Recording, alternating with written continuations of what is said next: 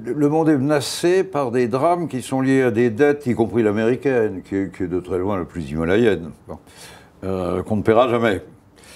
Et par conséquent, au lieu d'essayer de faire payer cette dette cumulativement aux contribuables et aux chômeurs par récession, ce qui est en train de se passer, il vaut mieux que la dette soit payée par les preneurs de risques qui ont pris trop de risques, et ça veut dire annuler une partie de la dette, bien entendu. Monsieur Fillon a dit que ses propos étaient irresponsables. Vous n'êtes évidemment pas d'accord avec cette sortie-là? Pas du tout. Fillon se sent obligé, dans l'esprit d'une bataille de court terme où il a choisi d'autres thèmes. C'est malheureux, parce qu'on n'en sortira pas. La thèse Fillon est une thèse d'aggravation de la crise. Bon, enfin, c'est son choix. Je regrette beaucoup ce choix. La Grèce doit rester dans l'euro?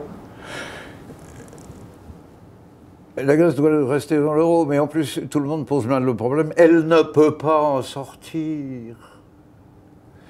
Vous imaginez de faire tourner à tout berzingue des presses à billets pour, dans une nuit, changer une circulation monétaire? Changer des milliards de billets, des milliards de pièces, en combien de temps? 2 jours, 3 jours?